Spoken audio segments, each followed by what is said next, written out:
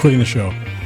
Oh, sorry. Starting 2025 with that. I'll say that to the end. Welcome into another episode of the 419, our first official episode of 2025. Happy New Year. You guys look terrific. Thank you. You're welcome. It looks, I mean, let's be clear. The holidays were good to all of us. That's right. There's no doubt about it.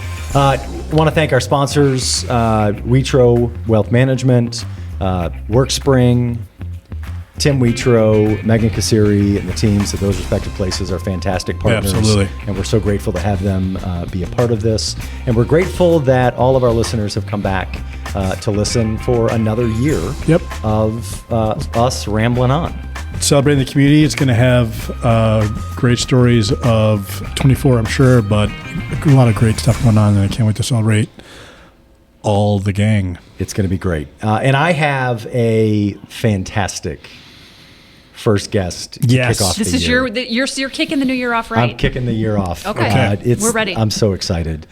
This is someone He really seems excited. I agree. This is someone that I have been both equally admiring of and also terrified of the entire time I've known them. Is it a shark? Is one.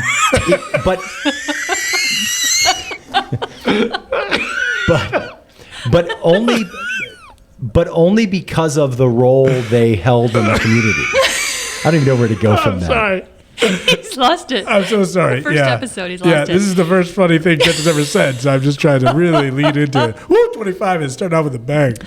They are a graduate of the University of Toledo. Okay. They are extremely judgmental. Yes. Is it a judge? It is not a judge currently because they retired. Oh, Please okay. welcome retired Juvenile Court Judge Denise Cubbon. Ann Cubbon. Yes. Come on around. She is. Look at her looking all fancy. How are you? Get dressed. Have a seat right over there. Oh, you got to say hi to Kevin first. I have to don't find have out to. why he's terrified of me. Well, he's a delinquent. I left out the fashionista part of the description. That was probably fitting. That should have been at the top. How are you? I'm so good. How Good. are you? I'm good. I'm so excited to be here with three of my favorite people. This is so exciting. This is so exciting. I would never in a million years have guessed that Denise Cubbon was going to walk Or would around talk that to corner. Kevin. Right. Well, okay, that's That's also the more fair. important thing. Yeah. That's also fair. And you are our tiniest guest. I don't know if I was so thrilled to be able to get up on the stool. Okay. Yeah. Wow. That's a little bit of a challenge. So I will say she got mad at me when I invited her to come on the podcast. I added a qualifier that I was like, it's on the third floor. Is that going to be okay? And I have never saw, like, in someone's eyes, she's like, I will kick your ass right now. Sure. Drag you up the three But flights you of had stairs. just finished. However, when I said I would kick your ass, I meant I would get up those steps faster than you would. That's right. 100%. Yes. Yeah, there was no question about that. It wasn't a threat of violence necessarily. Yeah. It was a competition. Right. Yes. That's right. I get it. But I think you had actually just finished, Oh, yoga class or yes. Pure Bar Pure or Bar. something. Yeah. Yeah. Goodness gracious. All right. So shame on me for saying, like, by the way, this might be difficult because I said it because it's really hard for me. Same. So I want to you have such a fascinating career. And I first met you back when I was working for the community partnership, working in drug prevention. Yes. You have such incredible passion for the community I want to talk about. But let's go back to the beginning.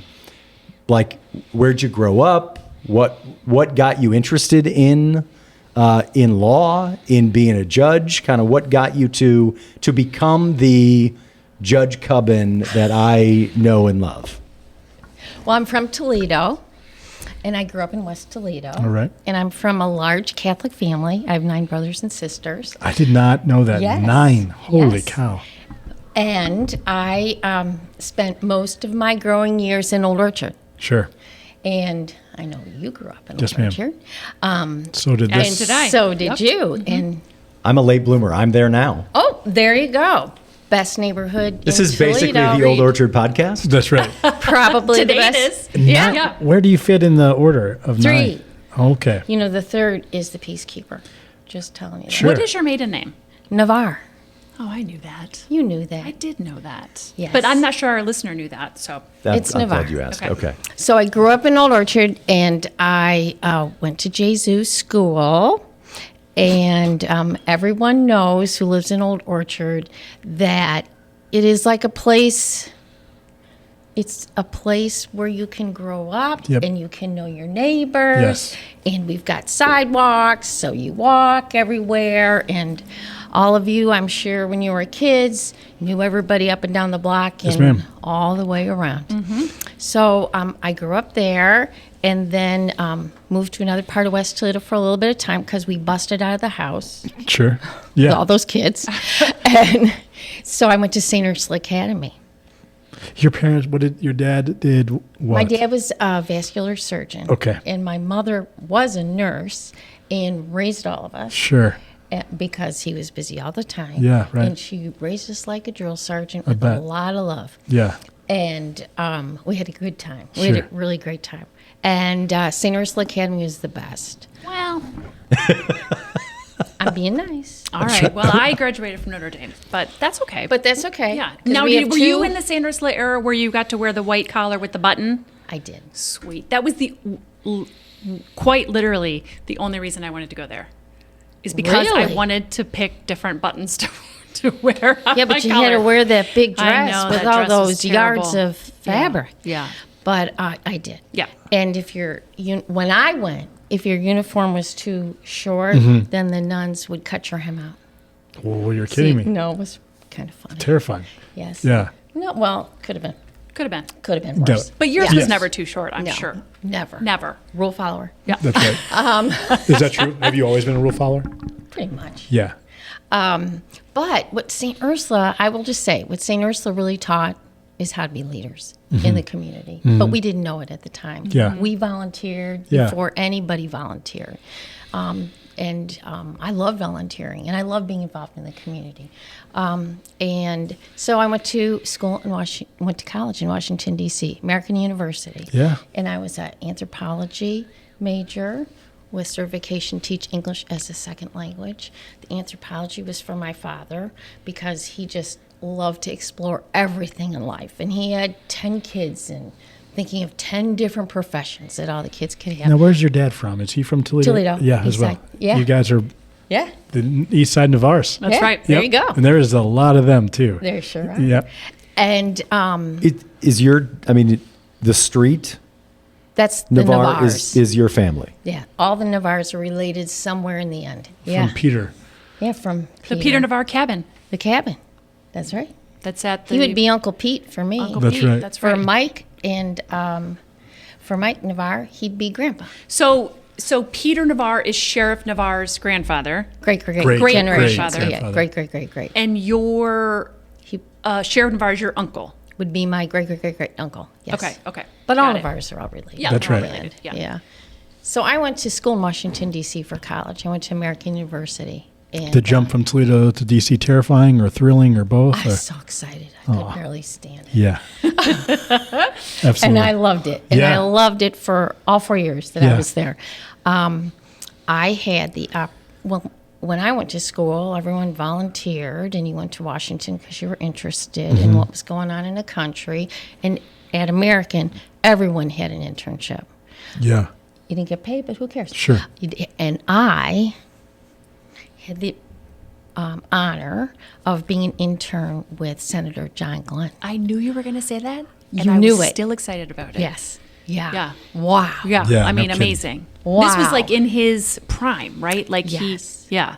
Yes. And every year on the anniversary of him orbiting Yeah. around the Earth, he would give a speech, and I happened to be there for one of the speeches. It was Did you ever have just a moment where you were like, this is a little girl from Old Orchard, and now I'm with a senator in Washington, D.C.? What? not like that at Yeah, all. good for He's you. such a nice man. And his wife, they were so nice, and Mm-hmm. they treated us like they were so thankful that we were going to be interns for them. And Yeah. we were like, really? But he described the color of Earth in different colors of green and blue. I will never forget that. Yeah.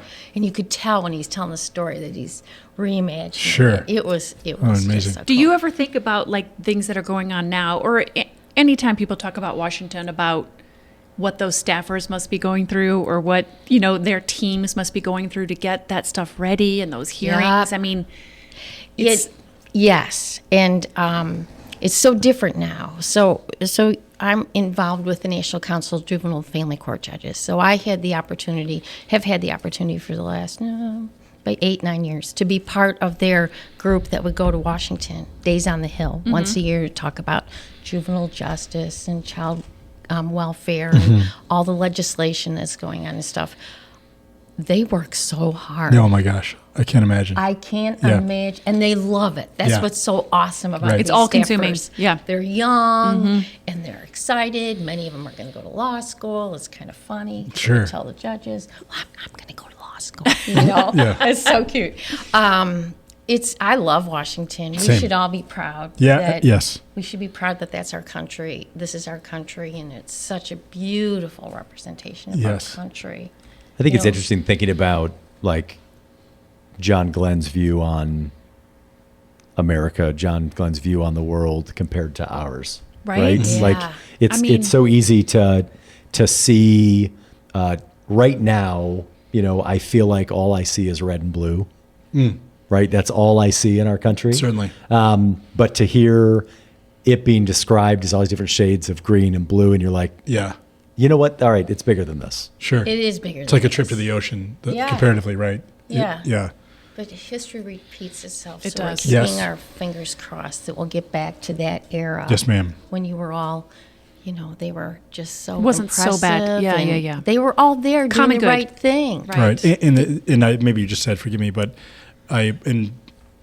there's always going to be strife, right? Don't get me wrong, because there's polarizing opinions, which is not new, but there seem to be more common ground. There was compromise, right? There was policy legislation that was passed based on compromise as opposed to wins and losses, right? Because we being constituents lose when it is a win or a loss. It's not a binary, or shouldn't be a binary state. Yeah. Which is very easily said and not done.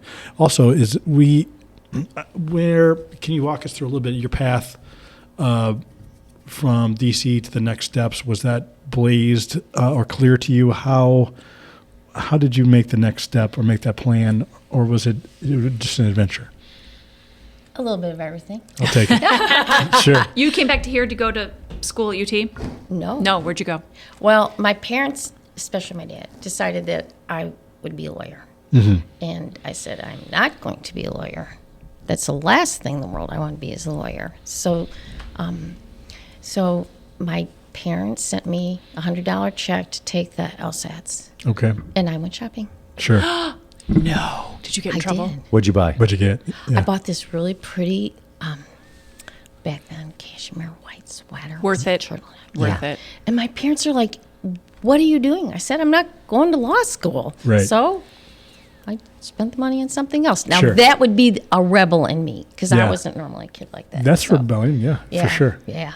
But I wanted to do something, and I wanted to do something differently. And I had some friends. They were in graduate school when I was just in my Tell last Gretchen year. what friends are like. Don't you have any? She doesn't. She doesn't. Gretchen is That's- my friend. That's not. See? Yeah. Thank you. Oh, that was generous. You are It's really true. kind. It's true. So I had they were older than I was. We all worked downtown. We Yeah. all worked. And so they were asking me what I was going to do. I'm like, oh, I've got so many things I want to do. And they said, create opportunities. Apply for everything.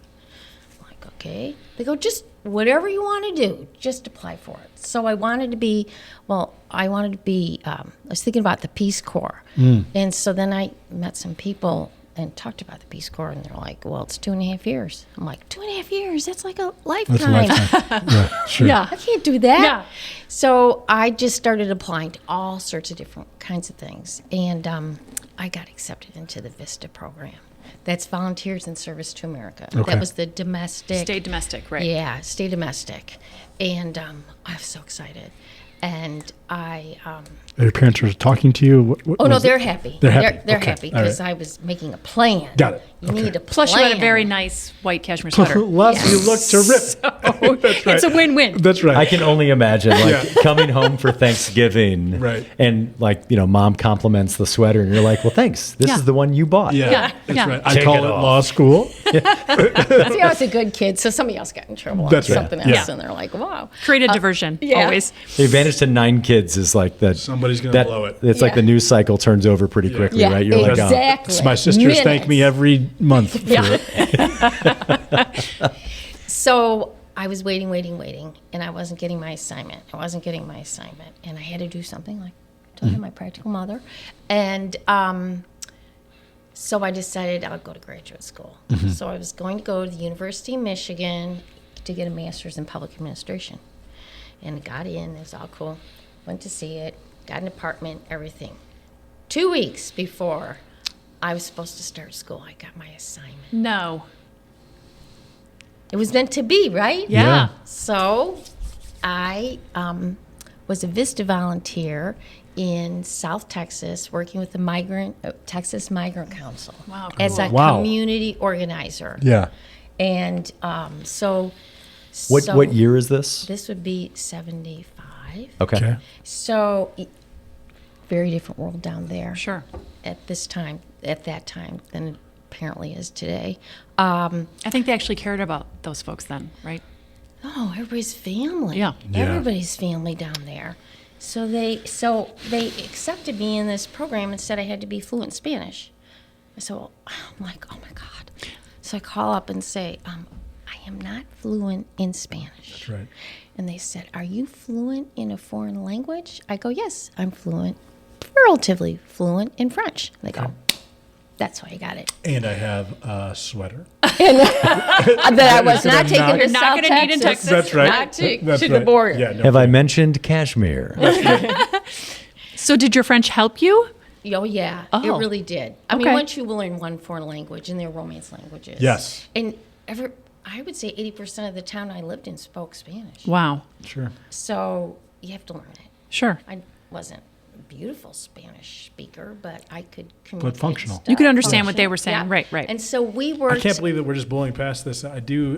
Going from Old Orchard to Washington, D.C., Right. which, is the center of the world's politics. So there is not only heavy topics, but a lot of theater that you have to navigate through. And now you're headed to South Texas to speak a foreign language 80% of the time. No, spoke English, but they were bilingual. But that's yeah, that's it's a lot. That's yeah. a lot Yeah, it's awesome. to weather. Yeah, it is. But you was have to fun. have the attitude to think it's awesome for it to not be overwhelming. I That's think three amazing. very different cultural shifts, Yeah. right? To go from you talked about Old Orchard being this neighborhood where you know everybody, and then you go to DC where, and I'll say, at least my perspective on DC. So you go from Old Orchard where you know everybody and everybody's there to help and support and keep you safe. And then you go to DC where you don't know everybody and not everybody has that same interest in you. And now you're in South Texas where you know nobody. I know. You're trying to help and they may or may not want and trust your help. Sure. What was that? What was the kind of moment for you when you said, was there a moment that like the light bulb went off? You're like, I am exactly where I am supposed to be. Right now. That can't possibly be it. So I was so excited to do it. So let me tell you this. I was a community organizer. So that invokes the community. Sure. The Texas Migrant Council worked through Head Start centers. Isn't this weird? So it does Right. it does all start to Yeah. come into focus. Right. And so we worked with the parents and we looked for services for these kids with special needs at and Head Start. And then also they're just kids. That's right. They're just Yep. kids. That's right. So these were migrant farm workers. So when it was headed towards summer, we came north. So there was a bunch of us. There were lawyers, there community organizers, all sorts of people from all parts of the United States. Yeah. So we went north, and I went to Muncie, Indiana. Okay. And then it kind of changed a little different when we were there on up north, because a lot of these kids and families needed services, a lot of medical services. Sure. So we kind of switched gears a little bit, and we're focusing more on helping the families out on a one-on-one, Okay. as opposed to going back in these little towns and saying, oh, what can we do, to help the kids in this community? Maybe we want, a playground or something like that. Listening to their concerns. So then I go back down, and that's when it all changed. I was in a federal courthouse down in South Texas with some colleagues that were from the Texas Rural Legal Aid Society. And I don't know how I got there. Why I was there, I don't It's know. called an arrest. No, it wasn't. Were you in custody? Yeah. It was Yeah. kind of different down Yeah. there. So, You have the right to remain silent. That's right. So I don't know why I was in the courtroom. I don't know. I don't remember that part of the story, but I remember the judge. And the judge was sitting at his bench, and he had his feet on his bench. And I know these things that Wow. and the lawyers were there, and the legal aid lawyers, they were excellent. It was probably a 1983 action, but I didn't know what that was at the time. And That's a federal discrimination claim. yes, Thank you. and Thank you. And they were speaking Spanish back and forth to each other, which was kind of funny. The lawyer and the client were, and the judge was not a Spanish speaker. And he was smoking a cigar, and he had his feet on the bench. Sounds like a movie. I swear to God, I'm not making this up. I believe you. And I'm looking at this guy, and I'm looking at these people, and I'm looking at the lawyers. I was impressed by the lawyers. They had their jobs to do. I'm like, now, if that man could be a lawyer Yeah. and a judge, so can I. Absolutely. That's right. And that was the moment. That's right. That was Yeah. the moment. Yeah. I said, oh, God, my parents were right. Okay, I'm going to Yeah. go to law school. Yeah. And so, what? So then- yeah. so So I you finished returned my- to the sweater. So, no, Yeah. did not do that. So I finished my term, Uh-huh. and I came home. Okay. And that's when I took the LSATs and stuff. And then I applied to law school. Is that where you met the Stuart J. Cubbon? Stuart F. Cubbon. Stuart F. Cubbon? I like Last Stuart year- J. That's great. That guy was Last a year in jerk. law school. Last year in law school. So Last year. he was 2 years ahead of you, or he was 2 years younger than you. Younger. Interesting. Yes. And I started in night school Okay. because I wasn't sure Sure. if I was going to like it. So Do you know they just got rid of the night program at UT? get out of town. Don't have it anymore. They had such. I was told, this is not verified for this podcast, but that they had such low enrollment because I went to night school too, That's right. and that Girl, they I didn't. forgot about that. Yeah. They had such low enrollment, they just did away with the program. Now they only have full-time day. I am calling about Or they have that. part-time day, but they only have day.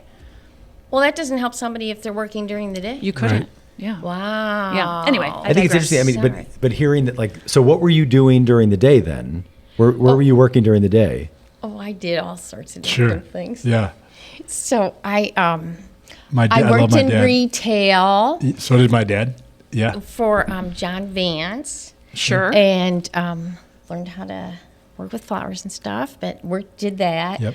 I worked for North Toledo Area Corporation as a community organizer in the near North End. Okay.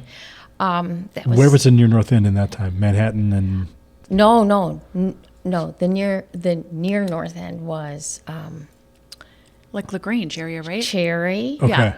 LaGrange. Let's see, Cherry, Summit, LaGrange, Parkway, Greenbelt, sort of. Yeah. Okay. It was Champlain. amazing. That was such a time when all of those neighborhood development corporations were in existence. Yeah. I mean, it was. That's different how I time. met Peter Yavagi, Interesting. Yeah. Sure. because he had heard that I was a Vista volunteer, and Uh-huh. he goes, "Hey, you do community service work or community development? Yeah, community organizing." He goes, "Oh, okay." So there were a couple things he called me and said, "Hey, just Just go over here and do this. go for that." Yeah. Yeah. Sure. Yeah. Absolutely. Yeah. Go take care of this. Yeah. Yeah. So I did all that, and then after I loved night school. Mm-hmm. So, well, you went to night school, so you have like these relationships Mm-hmm. with your small class immediately. So I stuck around there for 2 years. Then I went to the London Law Program because it was inexpensive. It was through the University of Notre Dame, and you could get all of these credits. Sure. And I could get as many credits as I could. You're in London. I mean, Yeah. it was awesome. No Yeah. You kidding. know? Yeah. And so then I came Did your home and went parents full use your time. success to belittle your brothers and sisters? Never. Never. Okay. That sounds like a yes. Sounds like yes. No, Yes. they didn't. No, Yeah, okay. they were really good Are about any of that. your siblings lawyers? No. But some of them are police. Or are those cousins? Those Aren't there would be Navarre- distant. I thought there were Navarre Gretchen, police we covered officers. this. I don't know I'm how sorry. much, Yeah. Gretchen's not the best listener on the Yeah. show. Danny Navarre, Yeah. Mike Navarre, those guys are Cousins. Got it. Well, they're Okay. distant cousins. Okay. Yeah, but I have a lot of brothers-in-law that are lawyers, and I have a husband who's a lawyer. That's right. And Brothers and sisters, what's the count of the 9? 5 and 5. 5 and 5. Oh, 10. They're 10. You have Yeah, 9 siblings. So yeah. Yeah. wow. 5 and 5. That's crazy. And see Stu's how long got, it takes them to- Stu has 9 in his family, 5 and 4. Do you guys ever, just to fast forward like to today, where do you do like, does anyone, does all the entire family get together for holidays and Yankee things? The Stadium. Silver Dome. Yeah. Yeah. We take our family pictures with the drone. Yeah, Exactly. Yeah. Stu's from a really close family. I'm from a close Yeah. family. Many of us still live in town. We do Thanksgiving for the Cubbon family now, and then we do Christmas for the Navarre Sure. family. Wow. So But don't you love it though? It's awesome. it's crazy. Probably very sometimes. quiet. Oh, very quiet. Yeah. And you have 3 children? 4. 4. And the baby's a lawyer, and the oldest is a lawyer. Jocelyn's a lawyer, and Philip's a lawyer. And where do they practice? Philip practices in Toledo with Stu. Yep. You know Philip. I do. Yes. Yeah. Yep. And We are neighbors. That's right. Yep. So then Jocelyn is in Atlanta Okay. with her family. So when you graduated from law school, what practice did you decide to go into? Okay, so back to the opportunities. Sure. So I worked for Greenlackey, Nussbaum, Phillips, and Harris. I worked for law offices in Neller and Delbach. I just worked. Yeah. I Yeah. liked it. Yeah, And sure. we're going to be lawyers, right? Yeah. Fuller. I was a gopher at Fuller and Henry. Oh my gosh. I Fuller and Henry, know. that seems so long Isn't ago. that funny? Yeah. So opportunities, Yeah. back to opportunities. So I decided, okay, what am I going to do? I'll just apply for a bunch of jobs. Yeah. And then we'll see what happens. So I got, passed the bar, and 30 days later, Stu and I got married. Oh. And it was crazy. Yeah. That And was- that's when he changed his middle initial from J to F. Right? Just to let Gretchen. Just like, Yeah. hey, That's very common. if Denise funny? is changing That's right. her name, then I'll change That's right. mine. And Kevin just did the math of your family. So now we're up to speed for our table. That's so funny. So I, 2 weeks before, this is another different time era. Now, I graduated with 7 women. I mean, there are not a lot of women, and at that time, and so I was applying for things, and I got a call from Tony Pice's office. That's right. You were a prosecutor. I was a prosecutor, and Your they, picture's in the office. yeah, and I forgot. Did you Yeah. overlap with my mom? Your mother. Okay, can we talk about this? Yes. Your mother Kathy was Killam for the listener. yes, was my mentor in law school. Yeah. She was. She's my mentor in life. Yeah, Yeah. she's the best. She did a is. better job with. She's so smart. This is Judge not, Cubbon this than is she did not with her you. fault. Yeah, Okay. She did the best she could. This, yeah. Yeah. This No, is. There's Your only so much you mom- can do. It's a horse to water situation. You know? Yeah. Your mom. Yeah. best. I'm a mama's boy, so And she was so good and kind. Yeah. And you can do it. You can yeah. do it. Yeah, you she know, spread that the kind of kindness thing. more in the community. Than, Hilarious. I'm just gonna in the other ground room. you. I'm Yes, gonna ma'am. ground No, you. I get it. I get it. So 2 weeks before the 2 weeks, they make the offer, and the offer then was dependent on you passing the bar exam. And so, High stakes. yeah, Yeah, yeah, no yeah. kidding. so I did, and we're getting married. And so I did. That would have sucked to be studying on your honeymoon for the second bar exam. Oh, yeah. Yeah. God. God, Yeah. terrible. But we didn't have to do that. Yeah, we I didn't. didn't have to that's do right. it. That's right. So I quit my job. I'm like, I think I'm going to quit my job. And so I got the job, and I was in juvenile division. So were you Tony- hired into the juvenile division, or were you at common pleas first? No, I was hired into juvenile. Okay. Okay. And at that time, most people start in juvenile, even for a Yes. little bit, you know? yeah. Yeah. So, for an idiot like me that isn't as familiar with law, courts, She makes all of 10. that, you're the 10th child. Yeah. Got it. Yeah. She's the third. That's right. Right. That's Okay. right. So she So has then there'd 9 be 8 siblings. after, Yeah. no. There you. Okay. Yeah, right. I mean, is this a relatively natural progression from prosecutor's office in the juvenile court division to becoming a juvenile court judge? Well, I think if you want to be a juvenile court judge, you really have to have, how do I say this, Gretchen? Like, I don't want to say the personality, but you have to. You have to have a natural interest in that Yes. age Yeah. group and an understanding of that of children. I Yes. mean, because it is from what is it? And What's the earliest Stanima, age I you would can think. start? 0. Oh, really? Because of the dependency locked in 0. abuse Oh, that's and the right. That's child right. I was support thinking and of the criminal. private Yeah. custody and stuff like that. I mean, it's a very it's a very specialized. it's an area of the ultra law. specialized area of law. You know, in And smaller I- counties across the state and other states, Yeah. there's one common pleas court. And juvenile court, if I may take over this interview, is a state level court. It's just for juveniles. So like in There's 4 divisions in Ohio. Ottawa Okay. County For and in each. That's helpful. Fulton and in other small counties, one judges everything. They're the divorce court, they're the juvenile court, they're the common Yeah. pleas Yeah. court, they're the probate court. They're all of those things because they're smaller cases.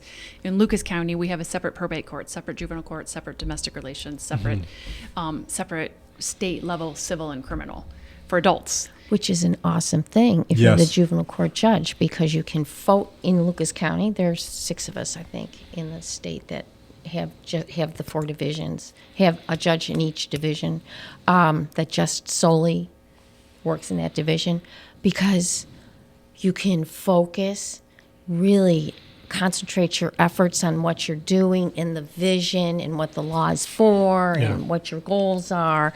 And I think that was probably one of my interests, was that I was in juvenile for a very long time. That's when I had my 4 children. I was in juvenile division for that time. And then it was great. And Judge Devine was our judge. Yeah. I mean, I remember walking in, I was supposed to be doing a probable cause hearing on a motion to have kid transferred. And my babysitter called and said, Jocelyn has a fever. I'm like, a fever? Oh my God, I gotta Yeah. do this. I walk in, I go, Judge, he like taps me in the hand. He goes, you go take care of your baby. Don't worry about it. Somebody Yeah. else can take care of it. I'll never nice. forget that. Okay. Has there always been 2 juvenile court judges in Lucas County? No. Or there was just Judge- Divine for the longest Just time? Divine. Judge Divine. I have a question, and if this puts you on the spot, I apologize, but I am not someone who prescribes to the apocalypse being upon us. But you've had a long run in juvenile court. And I guess I don't know exactly what I mean by this, but are we significantly worse? Is this the end of chil- days? Is what? Is Is this it the end of days? We're told constantly how bad things are, right? And I'm not somebody who thinks that things are necessarily better or worse. I was think going to it's- say that would surprise me. that's right? hyperbolic, right? Yeah. But I'm in your opinion, what are the state of things? What have you seen from the beginning of your career to end? How is civilization? I guess is my question. From kids' perspectives, like, Yes. you know, from I would tell you this. Yeah. This is what I think. That that people are good. Yes. People care about children. Yes. In the evolution of this world, you can take any institution, education, health, it doesn't matter. We go through these, I'm calling them progressions through life. And we learned that what you feel you know this from practicing law, when you would hear some say, well, I just feel like they were telling me the truth. Yeah, that works out well, right? And as we progress, because we become smarter and we start using information and talking and communicating, I do think that everyone cares about kids. Everybody has the potential of raising a child maybe, or helping a child or family in whatever your career is. And so I think that there's always been a focus and interest on really what is in the best interest of the child. And the best interest of the child has changed throughout the years. And I do personally think that we are in a good spot in our country right now with children and families, because you can't raise a child in a fishbowl. We know that. Right? Okay, so now we finally have people understanding that they can take care of our children in a way that doesn't have to be so severe and serious, that you can help them out And then if they end up in harm's way, maybe because of there's more often than not the circumstances that they're in, you know, hunger, housing, mental health, many of these things that aren't even and not their fault, circumstances they find themselves in for different reasons, that if we can take care of whatever those give those interventions to address those issues, the kids will be fine. Right. There's two schools of thought, sort of. Thank you. What you almost always hear about juveniles, and I'm specifically talking about those accused of crimes, right? Okay, so let's talk about delinquencies. 14, 15, 16-year-olds. Okay. And it seems to have evolved and sometimes go back and forth a little bit, but it's a first time out, throw the book at them, right? These kids should be in jail. They're going to learn. They're going to learn. And the only way they're gonna learn. That's how they're going to learn. Zero tolerance, get them in there. And then there's the, well, let's do this referral for services. Let's do this. Let's do these other things. But there certainly must be data. There is data somewhere, right, to suggest that both of those things can't possibly be correct. Correct. Okay, so which one is? So you know that we have been very fortunate in Lucas County, and going back to, I'm a juvenile court judge. You know, Judge Emma, we are juvenile court judges, the judges now. We could focus, and we had the opportunity to take advantage of a lot of research, science, data, looking at trends across the country and then trends in our community, looking at ways that we can make important changes in kids' lives, and does it make a difference. So we in Lucas County had an opportunity to work with some incredible people across the country and organizations to really do what's best for the kids. Yeah. And we're just talking about delinquency, but also child welfare and other areas, domestic violence, human trafficking, those kinds of things. But you had to have people who wanted to look. Yes. Right. And that's As the opposed to key blame. with Toledo. Yeah. That is the key with Lucas County, is that our community was interested in taking a look to see if we could do it better for our kids in our community. Right. And we had the benefit of the Annie Casey Foundation, Burns Institute, all National Council of Juvenile Family Court Judges. And they would always come to Lucas County because You were receptive. we were receptive, number one. And number two, we're a really people don't understand this. We are really a collaborative community. Right. And we weren't afraid to address issues like But also, too, if you got the disproportionality. Cubbons and the Navarres together, that's a lot of people. That's to approach. Hudson That's a County, lot of right? people. That's right. That's the whole. That's the whole county. Right. Yes, Yeah. but it's amazing, and people would come back to us and say, "Wait, you can get your law enforcement to do this?"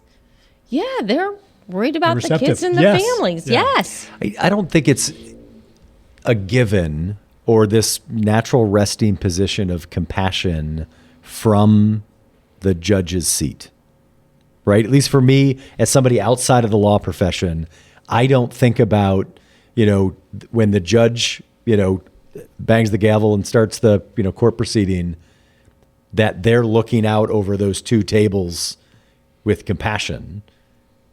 The best judges do. But I've had the privilege of being in your courtroom. Yeah, so you've been my and I see that over and over again. That I feel like you demonstrate the compassion before either of the attorneys even get a chance to talk. Most of Kevin's law information comes from My Cousin Vinny, the movie. Just to give you some. Yeah. I want you to know. Yeah. I really like that. Oh, so you too. But where did that come So from? you know what? Good question.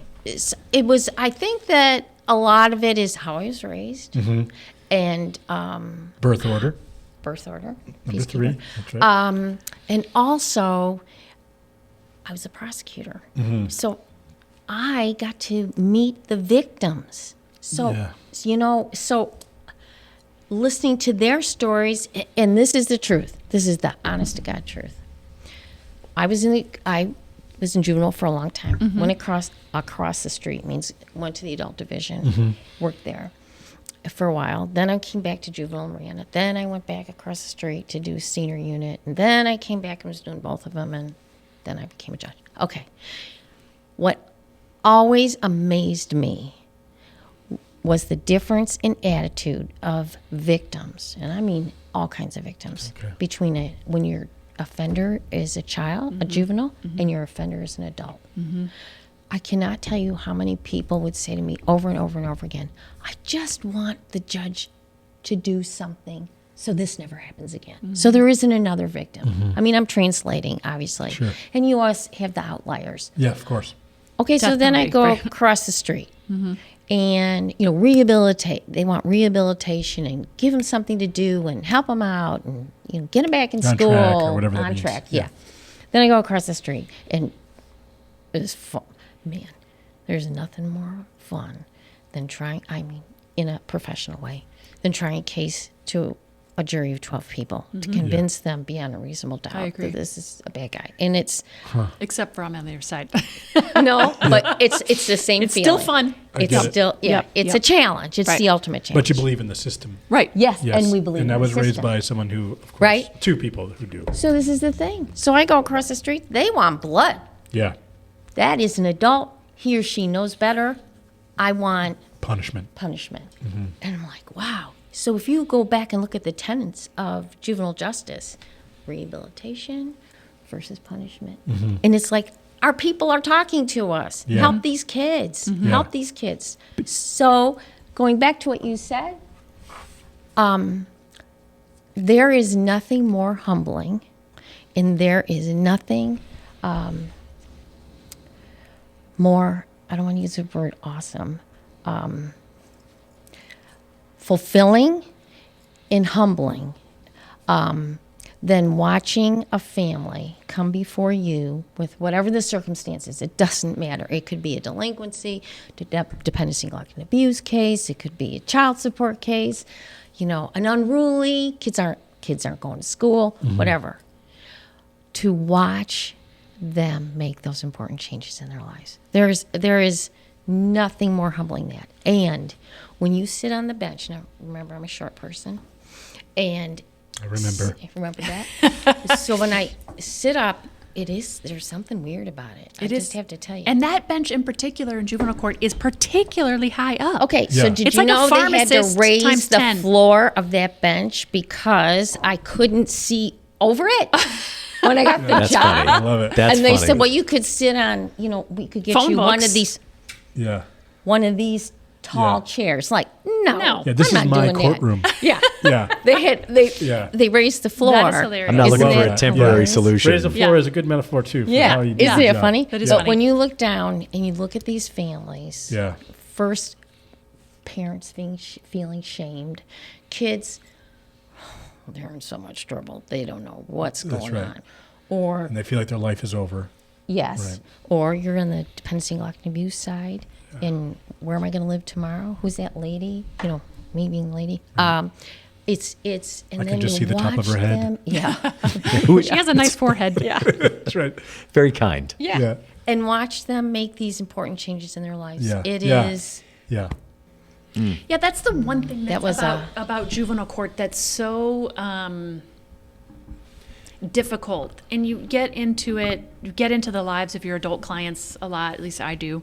But the juvenile court, there's just so, I mean, it's in some of the cases, there's just tragic levels upon tragic Right. levels, right? And it's multi-generational Sure. trauma and I don't know how you don't have 19,000 kids that you haven't adopted and are living with you, right? Because that's what it's just. See, that's her side. Yeah. I don't know how you decipher the least bad option, right? When you're trying to make decisions in the lives of people that are in your court. Well, you do. Yeah. And you have to. Yes, ma'am. But we have, we evolved in juvenile court. So it's a series, your decisions are made based on information that's been gathered about the child to address those issues that if you could correct those issues, that would make some important changes in their lives. Science, Yeah. effective tools, good assessments, taking the child and the family in that context, not just it's a 16-year-old kid Right. that dropped out of school, or it's a 12-year-old kid that ran away and has been living with grandma, or something like that. But you take all of that information and develop a personal case plan for them and their family to make those changes. But I will say this. The one thing that, from my job, when you talk about the compassion, all that kind of stuff, you know where it really comes from? When you give these kids an opportunity to talk in whatever the context of their case is, they were never allowed to talk. Yeah. I mean, they'd be in the courtroom, everybody's talking around them. You know what's weird? You sit back and you look at this kid, and everybody's talking. I'm like, Doesn't know hello. right. This is a person. Uh-huh. So there'd been some work done across the country about giving kids a voice in court. And I was all into it. Yeah, sure. And giving a kid an opportunity, an opportunity to come to court to talk to the judge in a way that's neutral and not binding necessarily. Right.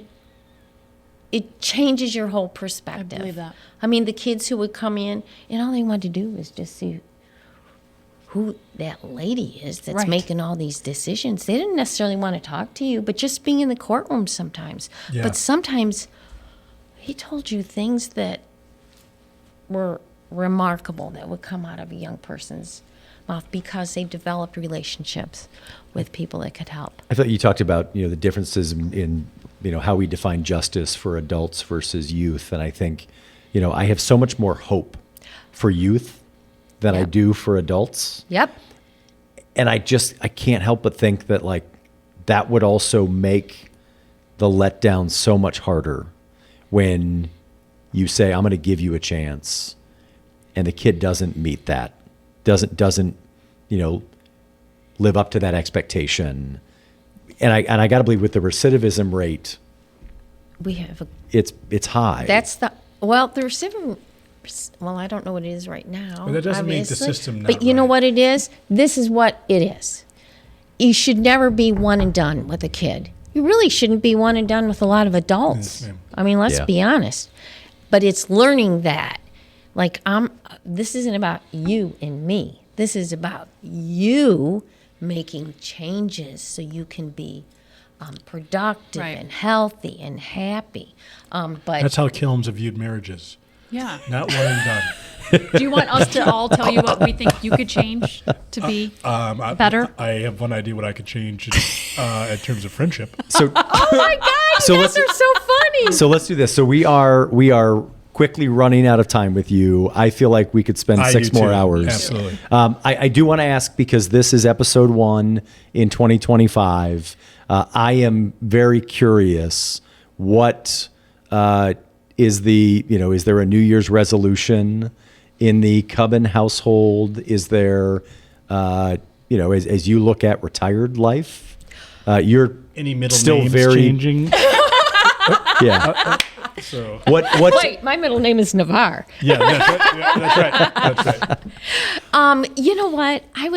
I might have been listening to a little bit of your conversations when I was over there in the corner, and I was thinking to myself, it's 2025. Yeah. Isn't it? It's a mile. You just found that out?